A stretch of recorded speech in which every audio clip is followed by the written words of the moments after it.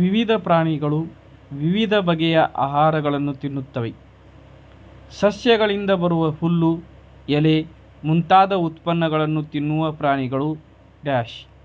ಪ್ರಾಣಿಗಳಿಂದ ದೊರೆಯುವ ಮಾಂಸ, ಮೊಟ್ಟೆ ಇತ್ಯಾದಿ ಉತ್ಪನ್ನಗಳನ್ನು ತಿನ್ನುವ ಪ್ರಾಣಿಗಳು ಡ್ಯಾಶ್. ಸಸ್ಯ ಹಾಗೂ ಪ್ರಾಣಿ ಈ ಎರಡರಿಂದಲೂ ಬರುವ ಉತ್ಪನ್ನಗಳನ್ನು ತಿನ್ನುವ ಪ್ರಾಣಿಗಳು ಡ್ಯಾಶ್. ನಿನ್ನ ಸುತ್ತಲೂ ಕಂಡುಬರುವ ವಿವಿಧ ಪ್ರಾಣಿಗಳ ಗಾತ್ರವನ್ನು ಗಮನಿಸು. ನಿನ್ನ ಮನೆಯ ಅಂಗಳದಲ್ಲಿ ಸ್ವಲ್ಪ ಕಾಳುಗಳನ್ನು ಹರಡು. ಸ್ವಲ್ಪ ದೂರದಲ್ಲಿ ಕುಳಿತು ಗಮನಿಸು. ಕಾಳು ತಿನ್ನಲು ಬರುವ ಹಕ್ಕಿ, ಕೀಟಗಳ ಆಕಾರ, ಗಾತ್ರವನ್ನು ಗಮನಿಸು. ವಿವಿಧ ಪ್ರಾಣಿಗಳು ವಿವಿಧ ಬಗೆಯ ಆಹಾರಗಳನ್ನು ತಿನ್ನುತ್ತವೆ. ನಮ್ಮ ಸುತ್ತಮುತ್ತಲಿನ ಪ್ರಾಣಿಗಳು ಬೇರೆ ಬೇರೆ ರೀತಿಯ ಆಹಾರವನ್ನು ತಿನ್ನುತ್ತವೆ.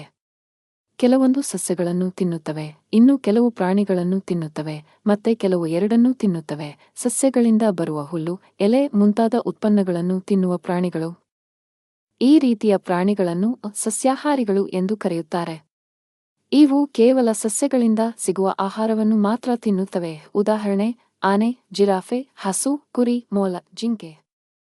ಪ್ರಾಣಿಗಳಿಂದ ದೊರೆಯುವ ಮಾಂಸ, ಮೊಟ್ಟೆ ಇತ್ಯಾದಿ ಉತ್ಪನ್ನಗಳನ್ನು ತಿನ್ನುವ ಪ್ರಾಣಿಗಳು. ಈ ರೀತಿಯ ಪ್ರಾಣಿಗಳನ್ನು ಮಾಂಸಾಹಾರಿಗಳು ಎಂದು ಕರೆಯುತ್ತಾರೆ. ಇವು ಕೇವಲ ಪ್ರಾಣಿಗಳಿಂದ ಸಿಗುವ ಆಹಾರವನ್ನು ಮಾತ್ರ ತಿನ್ನುತ್ತವೆ. ಉದಾಹರಣೆ: ಸಿಂಹ, ಹುಲಿ, ಚಿರತೆ, ನಾಯಿ, ಬೆಕ್ಕು, ಹಾವು. ಸಸ್ಯ ಹಾಗೂ ಪ್ರಾಣಿ ಈ ಎರಡರಿಂದಲೂ ಬರುವ ಉತ್ಪನ್ನಗಳನ್ನು ತಿನ್ನುವ ಪ್ರಾಣಿಗಳು. ಈ ರೀತಿಯ ಪ್ರಾಣಿಗಳನ್ನು ಮಿಶ್ರಾಹಾರಿಗಳು ಎಂದು ಕರೆಯುತ್ತಾರೆ. ಇವು ಸಸ್ಯ ಮತ್ತು ಪ್ರಾಣಿ ಎರಡರಿಂದಲೂ ಸಿಗುವ ಆಹಾರವನ್ನು ತಿನ್ನುತ್ತವೆ. ಉದಾಹರಣೆ: ಕಾಗೆ, ಕರಡಿ, ಕೋಳಿ, ಇಲಿ, ಮನುಷ್ಯ. ನಿಮ್ಮ ಸುತ್ತಲೂ ಕಂಡುಬರುವ ವಿವಿಧ ಪ್ರಾಣಿಗಳ ಗಾತ್ರವನ್ನು ಗಮನಿಸಿ. ನಿಮ್ಮ ಮನೆಯ ಅಂಗಳದಲ್ಲಿ ಸ್ವಲ್ಪ ಕಾಳುಗಳನ್ನು ಹರಡಿ. ಸ್ವಲ್ಪ ದೂರದಲ್ಲಿ ಕುಳಿತು ಗಮನಿಸಿ.